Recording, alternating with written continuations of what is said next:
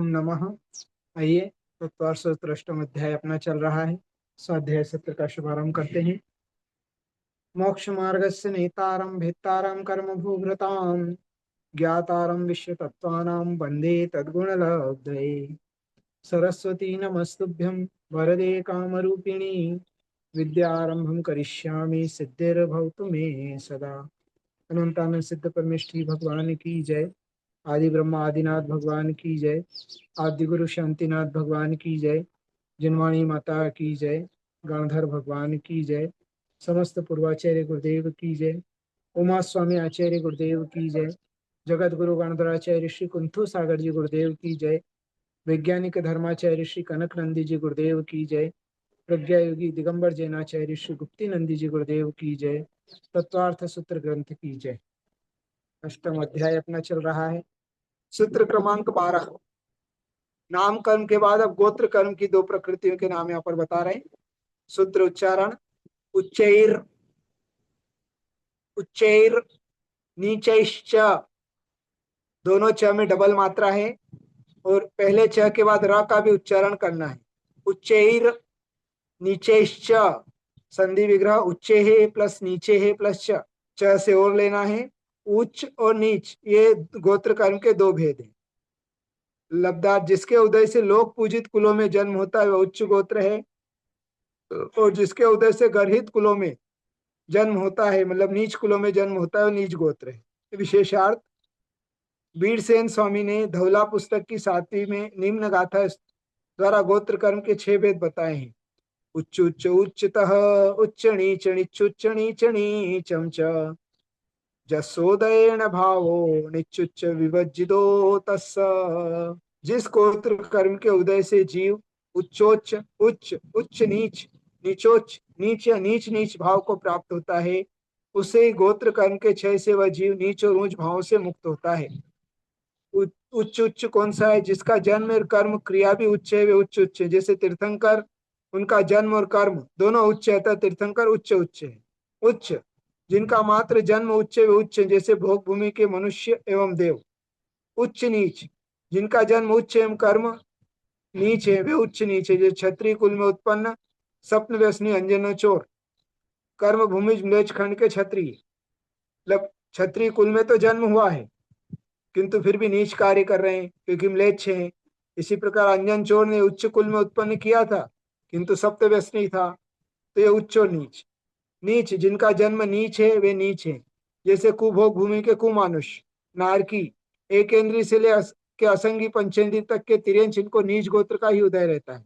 देख लीजिए आप, आपको भरत क्षेत्र के आर्य खंड के मनुष्य बनने का सौभाग्य प्राप्त हुआ है, तो आपका उच्च नीच गोत्र के अंतर्गत आते हैं। उसमें भी अगर आप क्रियाएं उच्च करते हैं तो आपका उच्च है, और नीच तो जैसे कुभोग भूमि के कुमानुष, जो यहाँ पर दान तो देते हैं किंतु अशुद्धि पूर्वक दान देते हैं, दान देने की पात्रता नहीं होती फिर भी दान दे देते हैं, झूठ बोलकर दान देते हैं, है ना, चारों प्रकार के दान देते हैं, झूठ बोल कर देते हैं, तो फिर उन्हें दान का फल तो प्राप्त होता है किंतु नीच गोत्र का उदय होता है और कुभोग भूमि के मनुष्य बन जाते हैं, और वहां पर वहां की मिट्टी खाकर जन्म निकालते हैं, घास और मिट्टी खाकर।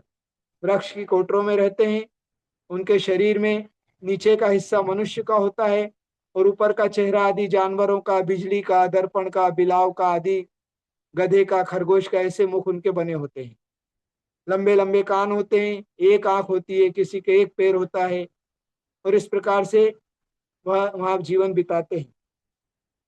इस प्रकार नार की भी नीच गोत्र का उदय होता है, और एकेंद्री मतलब पृथ्वी जल अग्नि आयु वायु वनस्पति से लेकर 2 इंद्रिय 3 इंद्रिय 4 इंद्रिय और असंगी पंचेंद्रिय अर्थात मन रही पंचेंद्रिय तक के जीव नियम से नीच गोत्र के धारण होते हैं। तो जो अच्छे काम करता है तो नीच गोत्र के लिए क्या कहा है? और आत्म निंदा प्रशंसे सत्सद गुणोच्छादनोद भावने च नीचर गोत्रस्य। पहले हम ये सूत्र पढ़ के आए आश्रव अधिकार में, है ना। दूसरों की निंदा करना और स्वयं की प्रशंसा करना, सद असद गुणोच्छादन भाव उद्भावन, सामने वाले के अच्छे गुणों को तो ढाक देना और जो दोष नहीं है उन दोषों को दोष बताकर उद्भावन करना, प्रकट करना, अर्थात स्वयं के अच्छा अच्छा मतलब प्रशंसा करना और सामने वाले की निंदा करना, गुणों को छिपाना और दोषों का उद्भावन करना, और अपने लिए अपने दोषों को छिपाना और जो गुण नहीं है उन्हें गुण बताकर प्रकट करना, इस प्रकार की मायाचारी जो करते हैं उन्हें नीच गोत्र का आश्रय होता है, और फिर आगे जाकर वो नारकी, एक इंद्री से असनी पंचेंद्री तक के तिर्यंच आदि बन जाते हैं। नीच उच्च, जिनका जन्म नीच है किंतु कर्म क्रिया उच्च है, वे नीच उच्च है। जैसे सम्यक दृष्टि चांडाल या अणुव्रति तिर्यंच, नीच गोत्र में तो उनका जन्म हुआ किंतु बाद में उन्होंने धर्म को धारण कर लिया, अणुव्रतों को धारण कर लिया, इसलिए उनका गोत्र नीच उच्च कहलाता है। जैसे चांडाल ने पर्व के दिनों में हिंसा नहीं करूंगा इस प्रकार का नियम लिया था, तो देवताओं के द्वारा पूजा गया। ऐसे कई तिर्यंच अणुव्रत को धारण कर लेते हैं। पार्श्वनाथ भगवान के जीव ने पूर्व पर्याय में हाथी था जब अणुव्रत धारण किए। महावीर भगवान के जीव ने पूर्व पर्याय में शेर था जब अणुव्रत धारण किए। तो यह उच्च नीच, नीच उच्च गोत्र। नीच नीच, जिनका जन्म एवं कर्म दोनों नीच है, वे नीच नीच है। जैसे हिंसक, चांडाल, कसाई नीच नीच व्यक्ति।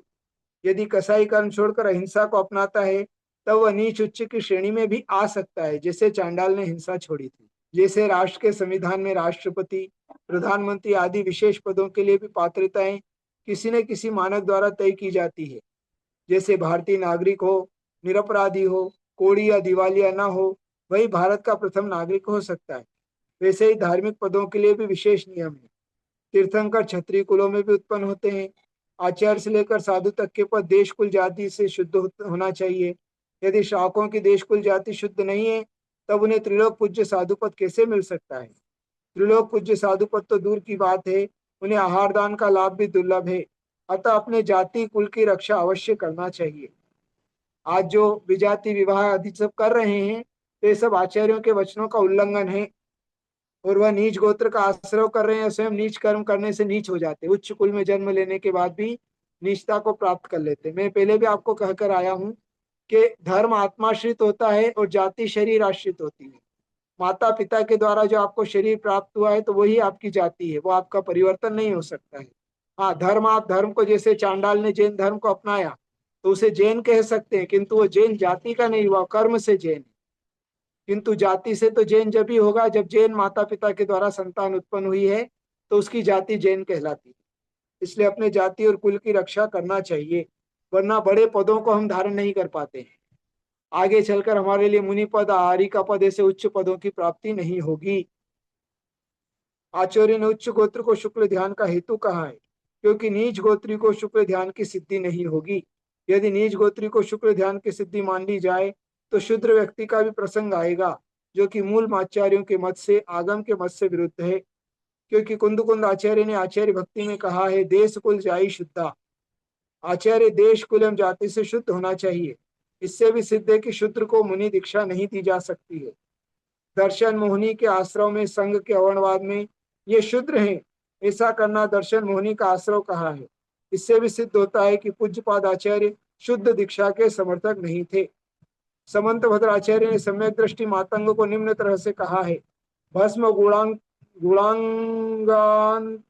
भस्म गुणांगारांतर रांत रोजसम, भस्मांग आएगा ये, भस्म कुछ, भस्म गुणांग रांत रोजसम। मातंग के कुल रूप शरीर को भस्म से आच्छादित ओज के समान कहा है। नव पुण्य प्रतिपत्ति सप्तगुण समाहितेन शुद्धेन अपसूनारंभाणा मार्याणा मिष्यते दानम। इसे भी श्रावकाचार्य ग्रंथ में आचार्य कह रहे हैं, और इस कारिका की टीका करते समय प्रभाचंद्र आचार्य ने दान देने वाले दाता की योग्यता शुद्धेन पद द्वारा की है, जिसका अर्थ पंडित पन्नालाल जी साहित्याचार्य ने निम्न प्रकार से किया है। शुद्धेन पद से तीन प्रकार की शुद्धि ली है, कौलिक शुद्धि, परंपरागत कुल शुद्धि, चारित्रिक शुद्धि अर्थात व्यसन आदि से रहित चारित्र शुद्धि, और शारीरिक शुद्धि, अछूत बीमारी आदि से रहित, सूतक पातक से रहित। सूतक पातक अर्थात आपके इधर वृद्धि आदि बोलते हैं महाराष्ट्र में। वस्त्र आदि की शुद्धि से सही शारीरिक शुद्धि है। जैसे 16 कारण भावना धर्म तीर्थंकर पद का कारण है, वैसे ही नवदा भक्ति सप्तगुण ये 16 तीन शुद्धि से दान तीर्थंकर पद का कारण है।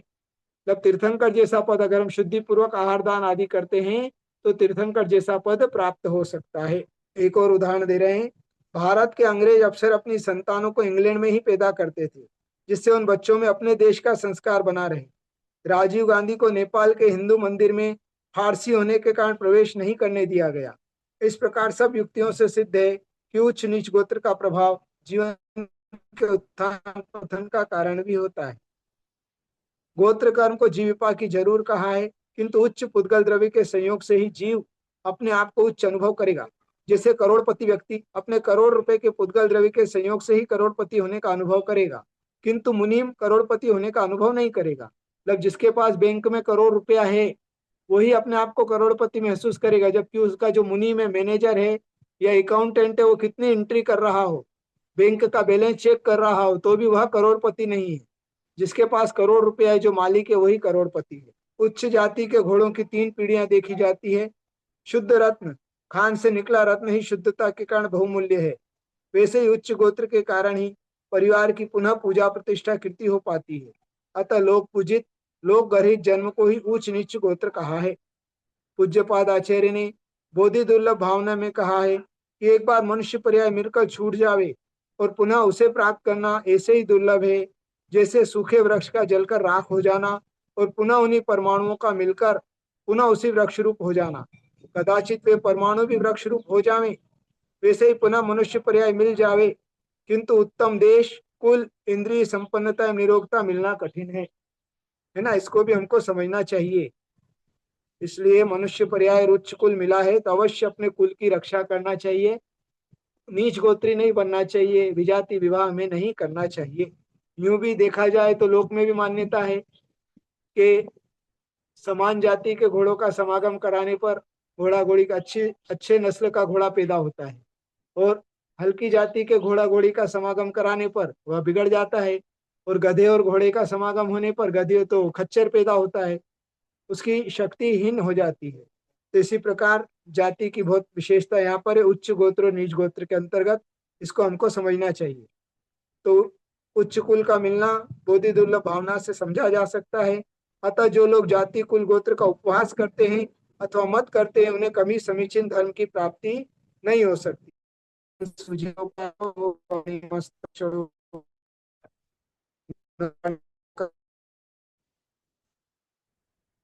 नमोकार मंत्र का जाप करेंगे। सभी के लिए बहुत सारा मंगल आशीर्वाद।